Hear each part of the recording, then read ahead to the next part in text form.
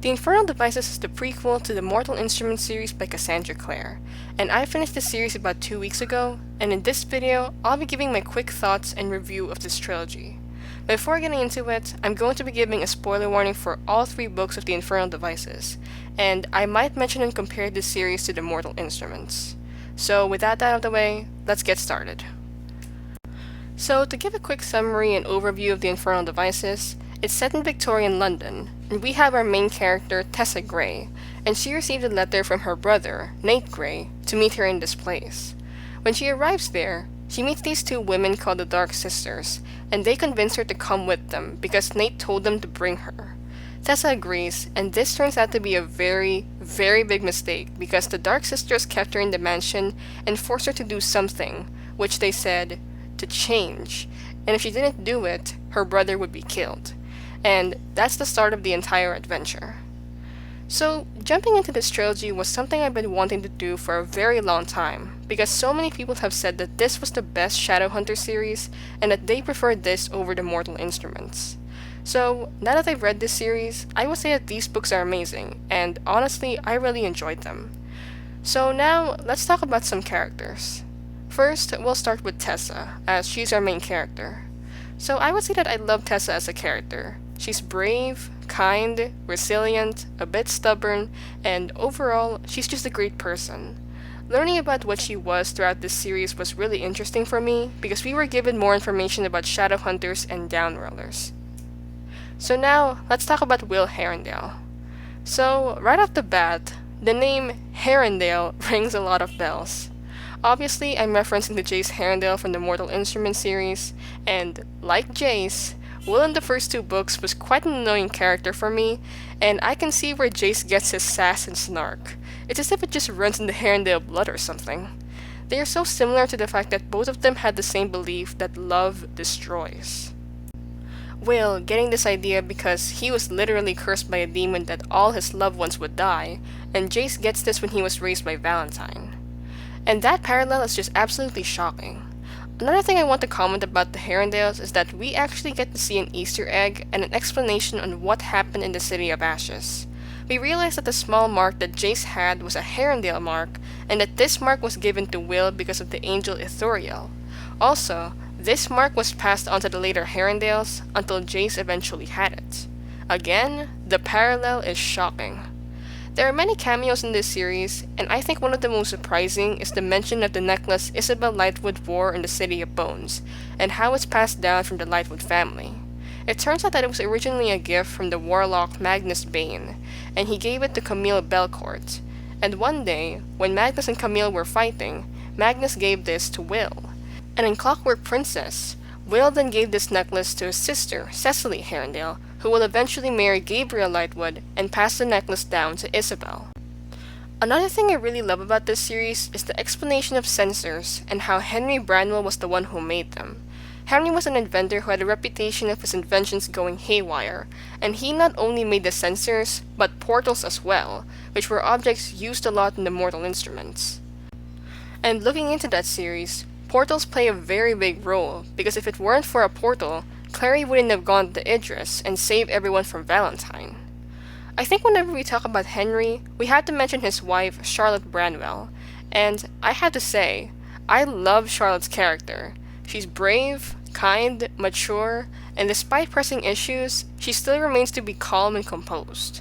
I just love how she handles everything around the Institute, and I was surprised that it was said that she was a Fairchild, making her the great-great-grandmother of Clary Frey from the Mortal Instruments series.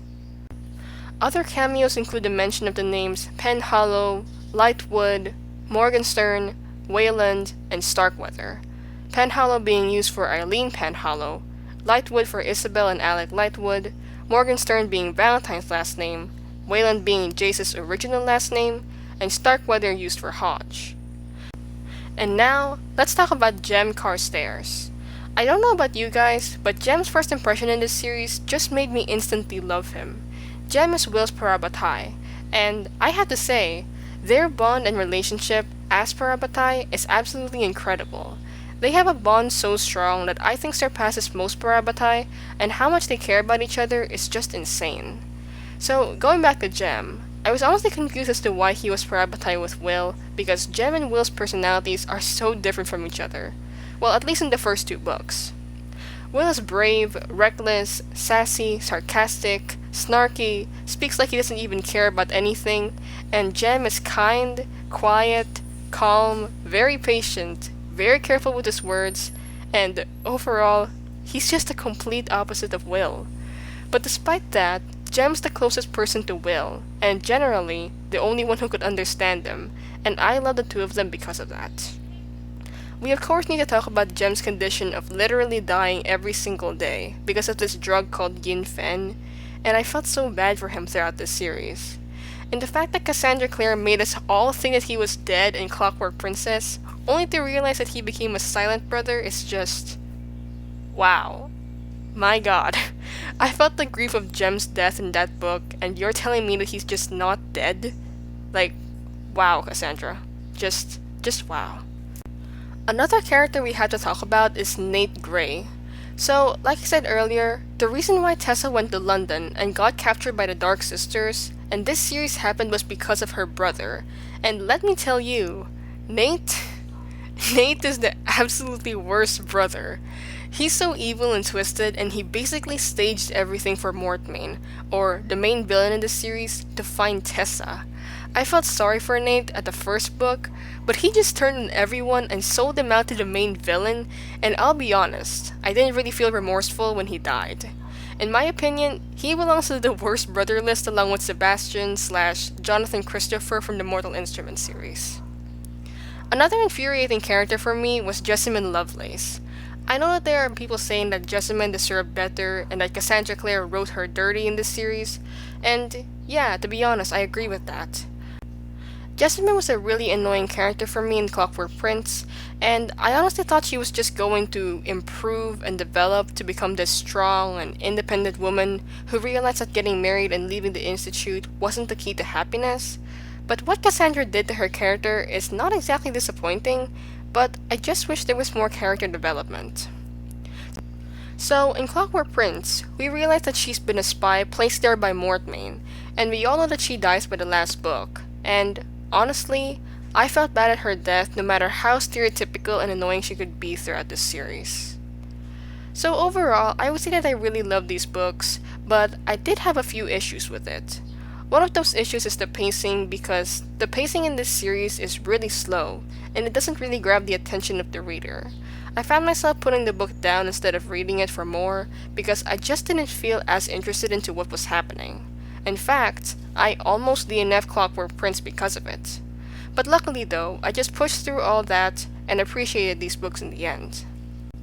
So now, I'll be answering the question, do I prefer this to the Mortal Instruments? So, like I said earlier, people are debating on the fact that this series is the best Shadowhunters series, and that it was better than the Mortal Instruments. So, do I agree with it? I'm sorry to say, but no. Again, I love these books and these characters, but I would say that I was more invested in the Mortal Instruments series than this one. I'm not saying that the Mortal Instruments series is better when it comes to the plot. I would say that they tie at that, but I'm comparing my personal experience when reading these two series. When reading the Mortal Instruments, I was all for it, and I was almost always invested in it. But while reading the Infernal Devices, I put down the books instead of picking them up, and that's the reason why I'm picking the Mortal Instruments over this one. So how about you?